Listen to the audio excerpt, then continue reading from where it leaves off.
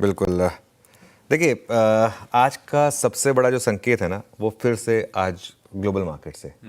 और Brent crude जो है अब ऑलमोस्ट $70 के करीब है। रख दीजिए जरा ब्रेंट क्रूड साइड पर। कल भी हमने डिस्कस किया था कि ब्रेंट क्रूड जो है वो अब थोड़ा आपके लिए एक नेगेटिव ट्रिगर बनता जा रहा है। और अगर आप देखें तो डॉलर रुपी भी जो है वो जिस तरीके से 90 की तरफ इतनी तेज़ी से बढ़ रहा है, तो ये भी एक थोड़ा सा हमारे लिए नेगेटिव है। और ये जो कॉम्बिनेशन है ना, ये कॉम्बिनेशन हमारी मार्केट के लिए काफ़ी ख़राब है। और कल जो मेरी सेंस है कि कल जो बैंक निफ्टी का मूड माहौल बिगड़ा है, वो इसी कॉम्बिनेशन की वजह से बिगड़ा है। क्रूड एक तरफ बढ़ रहा है और आपका रुपी भी इस तरीके से वीक हो रहा है। और जो रुपये की वीकनेस आ रही है ना इस बार हम ये नहीं कह सकते कि ग्लोबल कारणों की वजह से आ रही है, ग्लोबल फैक्टर्स की वजह से आ रही है। ये हमारी अब खुद की वीकनेस है। इतनी वीकनेस कोई और करेंसी इतनी वीक नहीं है। डॉलर में कोई स्ट्रेंथ नहीं है, लेकिन हमारी करेंसी गिर रही है।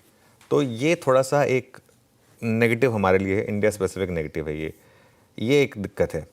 लेकिन पता है, मैं बताऊँ इन सबसे बड़ी दिक्कत मुझे क्या लग रही है इस समय मार्केट में, वो है प्राइमरी मार्केट का एक्शन। और विद इन प्राइमरी मार्केट जो लिस्टेड स्टॉक्स हैं, उनमें भी जो प्रमोटर्स जिस तरीके से बहती गंगा में हाथ धो रहे हैं।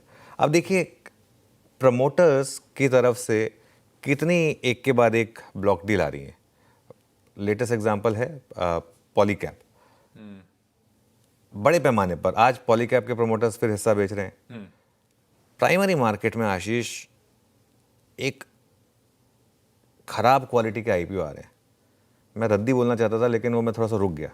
इस तरीके के आईपीओ आ रहे हैं। 10 में से 9 आईपीओ ऐसे आ रहे हैं इस मार्केट में जिनमें मैं ऑनेस्टली लोगों से पूछूं ना, अगर जो बढ़ चढ़ के उनके ऊपर बाय भी बोल रहे हैं, क्या आप अपना खुद का पैसा डालेंगे 5 साल के व्यू से? 5 साल के व्यू से लिख के लीजिए कौन उसमें अपना खुद का पैसा डालेगा। खराब आईपीओ आ रहे हैं, खराब प्राइस पर। वो जो आईपीओ की 4th स्टेज है ना, इस समय वो आ रही है।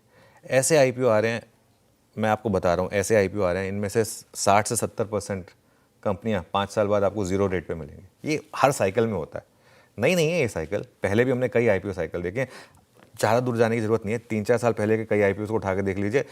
उस समय के वो उसके बाद कोई इनकी बात नहीं करता। आज 75, 80, 90% नीचे हैं ज़्यादातर आईपीओस। इतने फैंसी आईपीओ जिसमें लोगों ने कहा था कि बहुत आपका रिटर्न बन जाएगा। बीच बीच में 1-2 अच्छे आईपीओ आते हैं, हमने बात भी की। बीच बीच में एक आध अच्छा आईपीओ आया जो एकदम स्टैंड आउट लगता है, जैसे विशाल मेगा मार्ट आया था या बेल राइज आया था, हमने बात भी की उनकी। बट अदरवाइज जो है ना, मुझे इस आईपीओ मार्केट जो है ना, मुझे बहुत ख़राब लग रही है। दिन के मतलब हफ्ते के आई थिंक 10 आईपीओ आ रहे हैं और हर कोई बहती गंगा में हाथ धो रहा है। अच्छा, इशू क्या हो रहा है पता है? ज़्यादातर आईपीओ ओएफएसएस होते हैं, लेकिन ऑफ लेट ना एक बहुत स्मार्ट चीज़ की है बैंकर्स ने और कंपनीज ने। वो क्या करते हैं कि थोड़ा सा प्राइमरी इशू भी डाल देते हैं दिखाने के लिए कि कंपनी को पैसे की जरूरत नहीं है, लेकिन सिर्फ ये दिखा दो कि चलो कंपनी में भी पैसा आ रहा है। सिर्फ जो एग्जिट नहीं मिल रही है जो ओएफएस के थ्रू इन्वेस्टर्स को। ये थोड़ा सा मुझे जो है ना खराब लग रहा है। ये काफ़ी ना प्रेशर डाल रहा है सेकेंडरी मार्केट पर भी। इतनी सप्लाई आ रही है पेपर की, मतलब मुझे तो दिन के 6 आईपीओ मतलब दिखाई देते हैं कि रोज कुछ ना कोई आईपीओ खुल रहा है। और अभी तो मैं एसएमई बोर्ड में जा ही नहीं रहा, ये तो मेन बोर्ड के आईपीओ हैं। और पता नहीं, मतलब मुझे पता है कि ये जो आईपीओ लॉबी है काफ़ी स्ट्रांग होती है, उनको ये मेरी बात अच्छी नहीं लगेगी, लेकिन ये फैक्ट है। मैं फैक्ट स्टेट कर रहा हूँ यहाँ पर। हाँ।